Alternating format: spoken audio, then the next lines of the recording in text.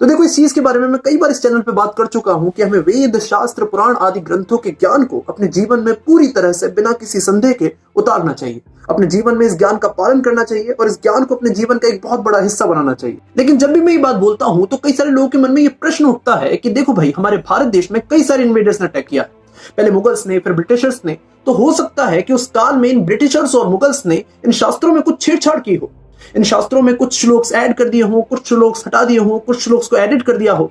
In short, in invaders ने अपनी मानसिकता के हिसाब से इन शास्त्रों को दूषित कर दिया हो। तो ऐसे दूषित शास्त्रों को मैं क्यों पढ़ूं? ऐसे दूषित शास्त्रों के ज्ञान को अपने जीवन में धारण कर मैं अपने जीवन को क्यों बर्बाद करूं? तो आज इसी पर्टिकुलर पॉइंट के ऊपर हम बात करेंगे, आज इसी पर्टिकुलर क्वेश्चन के ऊपर हम बात करेंगे और जानने की कोशिश करेंगे कि इस पूरी प्रॉब्लम का सॉल्यूशन क्या है।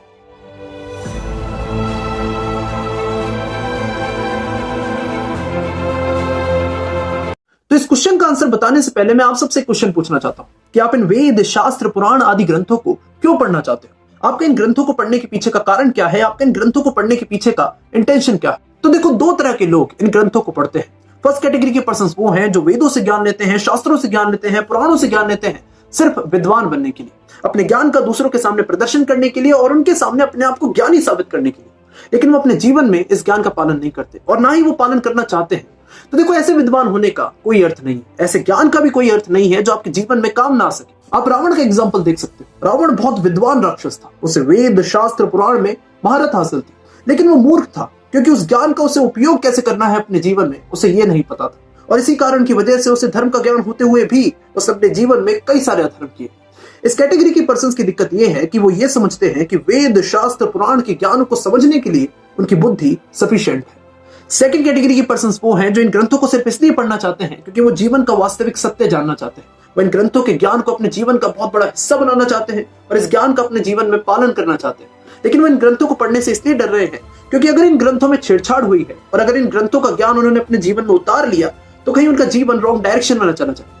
तो मैं ये वीडियो सेकंड कैटेगरी वाले पर्संस के लिए बना रहा हूं, ना कि फर्स्ट कैटेगरी वाले पर्संस के लिए। तो सेकंड कैटेगरी वाले पर्संस इस वीडियो को आगे कंटिन्यू कर सकते हैं। तो अब आते हैं मुद्दे पर। तो मैंने अपनी भारतीय संस्कृति से लोग क्यों नफरत कर रहे हैं, इस वीडियो में आप सबसे कहा था कि इन ग्रंथों को जिन भी महर्षियों ने लिखा है उन्होंने पूरा प्रयास किया है इन ग्रंथों को लिखने से पहले कि वो अपनी मन और बुद्धि को पूरी तरह से शुद्ध करें ताकि उनकी मानसिकता का असर, उनके स्वभाव का असर इन ग्रंथों पर ना आए, इस ज्ञान पर ना आए और ये ज्ञान हमेशा परम सत्य हो, प्रैक्टिकल हो और पवित्र हो। लेकिन हमारी मन और बुद्धि तो 3 गुणों से दूषित है, इसलिए जब हम अपनी बुद्धि से इन शास्त्रों को समझने की कोशिश करते हैं तो हमें शास्त्रों की आधी बातें सही लगती हैं, आधी बातें गलत लगती हैं और जो आधी बातें गलत लगती हैं हम डायरेक्ट उन्हें एडिटेड ठहरा देते हैं। तो हम महर्षियों के इस ज्ञान के पीछे के वास्तविक इंटेंशन को कैसे जान सकते हैं? हम ग्रंथों के वास्तविक ज्ञान को कैसे जान सकते हैं? तो इसका आंसर बहुत ही सिंपल है, प्रमाणिक गुरु के माध्यम से। देखो, हमारी भारतीय संस्कृति में लिखित संस्कृति से ज्यादा मौखिक संस्कृति पे फोकस होता था।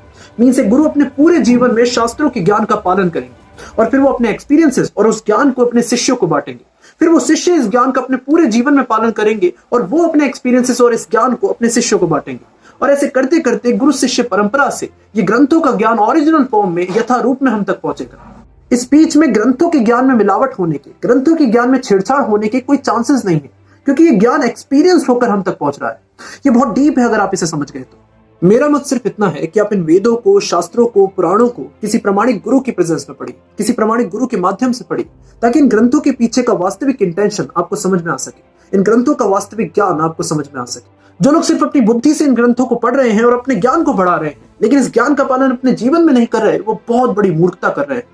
रिसेंटली मैंने ऐसी कई सारी यूट्यूब पे वीडियोस देखी थी जिसमें वो बुद्धि से प्रयास कर रहे हैं इन ग्रंथों को समझने का और जो चीजें उनकी बुद्धि को समझ में नहीं आ रही वो डायरेक्ट उन्हें मिलावट का नाम दे रहे हैं।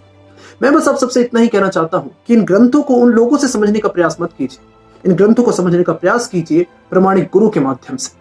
तो आज के लिए सिर्फ इतना है। उम्मीद है ये वीडियो आपको पसंद आई होगी, उम्मीद है इस वीडियो का मोटिव आपको समझ में आया होगा। अगर इस वीडियो का मोटिव समझ में आया और अगर आपको लगता है ये मोटिव औरों तक भी पहुंचना चाहिए तो इस वीडियो को शेयर कर दे। मैं मिलता हूं आप सबसे किसी और नेक्स्ट वीडियो में, तब तक के लिए जय श्री कृष्ण।